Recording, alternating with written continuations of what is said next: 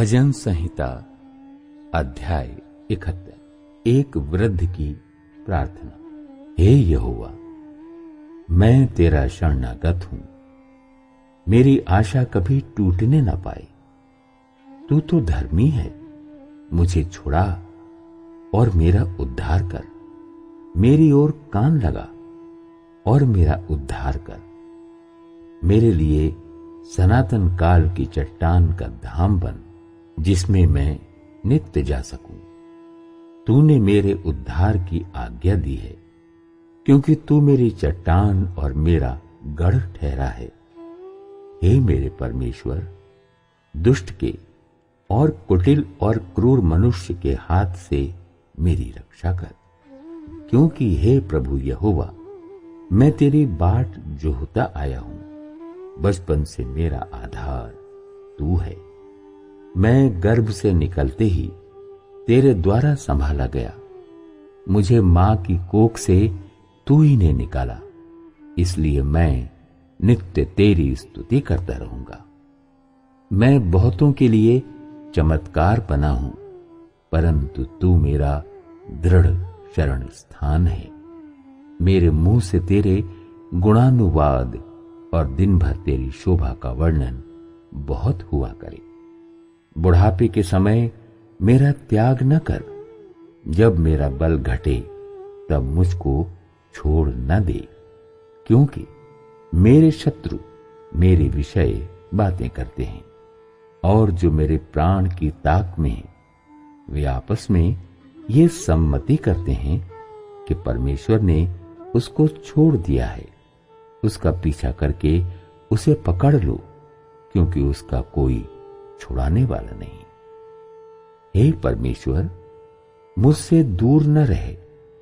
हे मेरे परमेश्वर, मेरी सहायता के लिए फुर्ती कर। जो मेरे प्राण के विरोधी हैं, उनकी आशा टूटे और उनका अंत हो जाए। जो मेरी हानि के अभिलाषी हैं, वे नाम धराई और अनादर में गड़ जाएं। मैं तो निरंतर आशा लगाए रहूंगा और तेरी स्तुति अधिकाधिक करता जाऊंगा। मैं अपने मुंह से तेरे धर्म का और तेरे किए हुए उद्धार का वर्णन दिन भर करता रहूंगा, क्योंकि उनका पूरा ब्यौरा मेरी समझ से परे है। मैं प्रभु यहोवा के पराक्रम के कामों का वर्णन करता हुआ आऊंगा। मैं केवल तेरे ही धर्म की चर्चा किया करूंगा। हे परमेश्वर, तू तो मुझको बचपन ही से सिखाता आया है और अब तक मैं तेरे आश्चर्य कर्मों का प्रचार करता आया हूं। इसलिए हे परमेश्वर, जब मैं बूढ़ा हो गया और मेरे बाल पक गए, तब भी तू मुझे न छोड़। जब तक मैं आने वाली पीढ़ी के लोगों को तेरा बाहुबल और सब उत्पन्न होने वालों को तेरा पराक्रम न सुनाऊं। हे परमेश्वर, तेरा धर्म अति महान है। तू जिसने महाकार्य किए हैं, हे परमेश्वर, तेरे तुल्य कौन है? तूने तो हमको बहुत से कठिन कष्ट दिखाए हैं, परंतु अब तू फिर से हमको जिलाएगा और पृथ्वी के गहरे गड्ढे में से उबार लेगा। तू मेरे सम्मान को बढ़ाएगा और फिर कर मुझे शांति देगा। हे मेरे परमेश्वर, मैं भी तेरी सच्चाई का धन्यवाद सारंगी बजाकर गाऊंगा। हे इज़राइल के पवित्र, मैं वीणा बजाकर तेरा भजन गाऊंगा। जब मैं तेरा भजन गाऊंगा, तब अपने मुंह से और अपने प्राण से भी जो तूने बचा लिया है, जय जयकार करूंगा। मैं तेरे धर्म की चर्चा दिन भर करता रहूंगा, क्योंकि जो मेरी हानि के अभिलाषी थे, उनकी आशा टूट गई और मुंह काले हो गए हैं।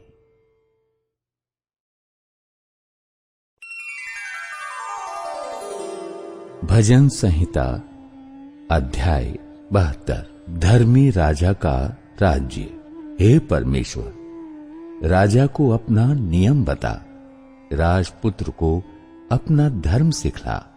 वो तेरी प्रजा का न्याय धर्म से और तेरे दीन लोगों का न्याय ठीक ठीक चुकाएगा। पहाड़ों और पहाड़ियों से प्रजा के लिए धर्म के द्वारा शांति मिला करेगी। वो प्रजा के दीन लोगों का न्याय करेगा और दरिद्र लोगों को बचाएगा और अंधेर करने वालों को चूर करेगा। जब तक सूर्य और चंद्रमा बने रहेंगे तब तक लोग पीढ़ी पीढ़ी तेरा भय मानते रहेंगे। वो घास की खूंटी पर बरसने वाले मेंह और भूमि सींचने वाली झाड़ियों के समान होगा। उसके दिनों में धर्मी फूले फलेंगे और जब तक चंद्रमा बना रहेगा तब तक शांति बहुत रहेगी। वो समुद्र से समुद्र तक और महानद से पृथ्वी की छोर तक प्रभुता करेगा। उसके सामने जंगल के रहने वाले घुटने टेकेंगे और उसके शत्रु मिट्टी चाटेंगे। तरशीश और द्वीप द्वीप के राजा भेंट ले आएंगे। शेबा और सबा दोनों के राजा उपहार पहुंचाएंगे। सब राजा उसको दंडवत करेंगे।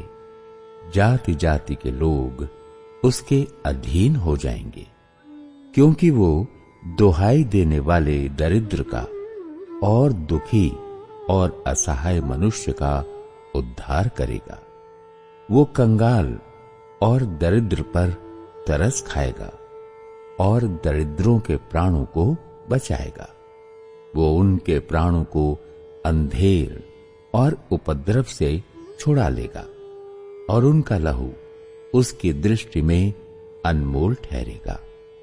वो जीवित रहेगा और शेबा के सोने में से उसको दिया जाएगा। लोग उसके लिए नित्य प्रार्थना करेंगे और दिन भर उसको धन्य कहते रहेंगे। देश में पहाड़ों की चींटियों पर बहुत सा अन्न होगा, जिसकी बालें लबानोन के देवदारों के समान झूमेंगी और नगर के लोग घास के समान लहलहाएंगे। उसका नाम सदा सर्वदा बना रहेगा। जब तक सूर्य बना रहेगा तब तक उसका नाम नित्य नया होता रहेगा और लोग अपने को उसके कारण धन्य गिनेंगे। सारी जातियां उसको धन्य कहेंगी। धन्य है यहोवा परमेश्वर, जो इज़राइल का परमेश्वर है। आश्चर्य कर्म केवल वही करता है। उसका महिमा युक्त नाम सर्वदा धन्य रहेगा और सारी पृथ्वी उसकी महिमा से परिपूर्ण होगी। आमीन, फिर आमीन। यशे के पुत्र दाऊद की प्रार्थनाएं समाप्त हुईं।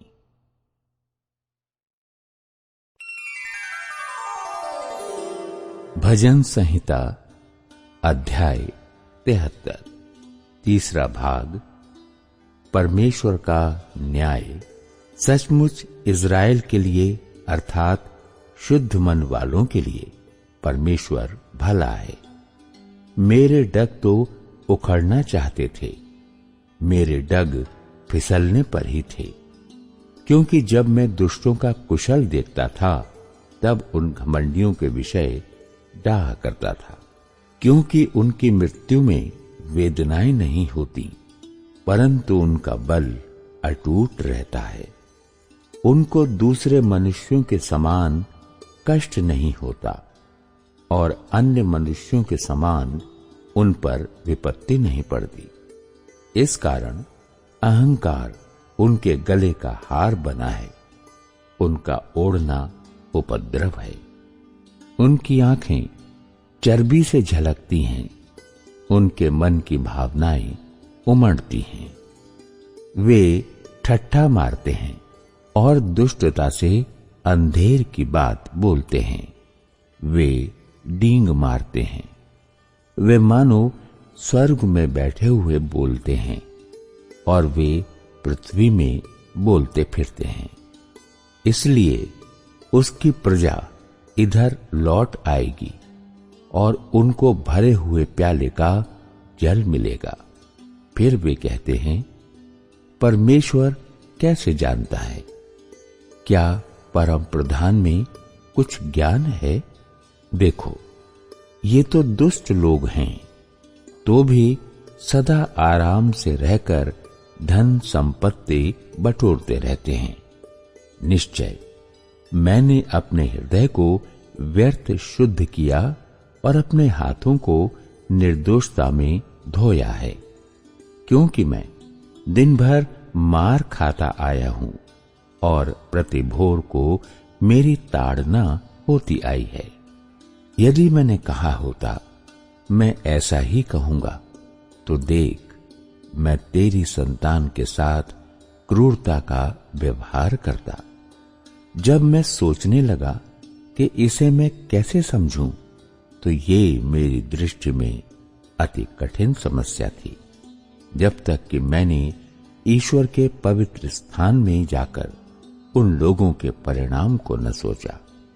निश्चय तू उन्हें फिसलने वाले स्थानों में रखता है और गिराकर सत्यानाश कर देता है। आहा, वे क्षण भर में कैसे उजड़ गए हैं, वे मिट गए, वे घबराते घबराते नष्ट हो गए हैं। जैसे जागने हारा स्वप्न को तुच्छ जानता है, वैसे ही हे प्रभु, जब तू उठेगा तब उनको छाया सा समझकर तुच्छ जानेगा। मेरा मन तो कड़वा हो गया था, मेरा अंतःकरण छिद गया था। मैं तो पशु सरीका था और समझता न था। मैं तेरे संग रहकर भी पशु बन गया था, तो भी मैं निरंतर तेरे संग ही था। तूने मेरे दाहिने हाथ को पकड़ रखा। तू सम्मति देता हुआ मेरी अगुवाई करेगा और तब मेरी महिमा करके मुझको अपने पास रखेगा। स्वर्ग में मेरा और कौन है? तेरे संग रहते हुए मैं पृथ्वी पर और कुछ नहीं चाहता। मेरे हृदय और मन दोनों तो हार गए हैं, परंतु परमेश्वर सर्वदा के लिए मेरा भाग और मेरे हृदय की चट्टान बना है। जो तुझसे दूर रहते हैं वे नष्ट होंगे। जो कोई तेरे विरुद्ध व्यभिचार करता है उसका तू विनाश करता है, परंतु परमेश्वर के समीप रहना यही मेरे लिए भला है। मैंने प्रभु यहोवा को अपना शरण स्थान माना है, जिससे मैं तेरे सब कामों का वर्णन करूं। भजन संहिता अध्याय 74। देश के बचाव के लिए प्रार्थना। हे परमेश्वर, तूने हमें क्यों सदा के लिए छोड़ दिया है? तेरी कोपाग्नि का धुआं तेरी चराई की भेड़ों के विरुद्ध क्यों उठ रहा है? अपनी मंडली को, जिसे तूने प्राचीन काल में मोल लिया था और अपने निज भाग का गोत्र होने के लिए छुड़ा लिया था, और इस सिय्योन पर्वत को भी, जिस पर तूने वास किया था, स्मरण कर। अपने डग अनंत खंडहरों की ओर बढ़ा, अर्थात उन सब बुराइयों की ओर जो शत्रु ने पवित्र स्थान में की हैं। तेरे द्रोही तेरे पवित्र स्थान के बीच गरजते रहे हैं। उन्होंने अपनी ही ध्वजाओं को चिन्ह ठहराया है। वे उन मनुष्यों के समान थे जो घने वन के पेड़ों पर कुल्हाड़े चलाते हैं, और अब वे उस भवन की नक्काशी को कुल्हाड़ियों और हथौड़ों से बिल्कुल तोड़े डालते हैं। उन्होंने तेरे पवित्र स्थान को आग में झोंक दिया है और तेरे नाम के निवास को गिराकर अशुद्ध कर डाला। उन्होंने मन में कहा, हम इनको एकदम दबा दें। उन्होंने इस देश में परमेश्वर के सब सभा स्थलों को फूंक दिया है। हमको हमारे निशान नहीं देख पड़ते। अब कोई नबी नहीं रहा, न हमारे बीच कोई जानता है कि कब तक ये दशा रहेगी। हे परमेश्वर, द्रोही कब तक नाम धराई करता रहेगा? क्या तेरे शत्रु तेरे नाम की निंदा सदा करता रहेगा? तू अपना दाहिना हाथ क्यों रोके रहता है? उसे अपने पांजर से निकालकर उनका अंत कर दे। परमेश्वर तो प्राचीन काल से मेरा राजा है। वो पृथ्वी पर उद्धार के काम करता आया है। तूने तो अपनी शक्ति से समुद्र को 2 भाग कर दिया। तूने तो जल में मगरमच्छों के सिरों को फोड़ दिया। तूने तो लिव्यातानों के सिर टुकड़े टुकड़े करके जंगली जंतुओं को खिला दिए। तूने तो सोता खोलकर जल की धारा बहाई। तूने तो 12 नदियों को सुखा डाला।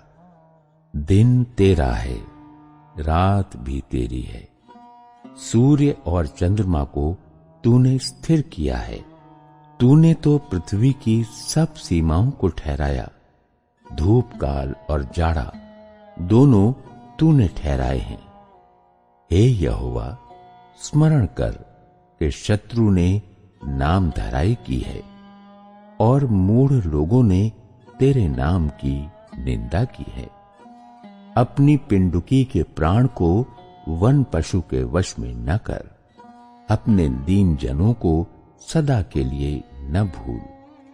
अपनी वाचा की सुधि ले, क्योंकि देश के अंधेरे स्थान अत्याचार के घरों से भरपूर हैं। पिसे हुए जन को अपमानित होकर लौटना न पड़े। दीन और दरिद्र लोग तेरे नाम की स्तुति करने पाएं। हे परमेश्वर, उठ, अपना मुकद्दमा आप ही लड़।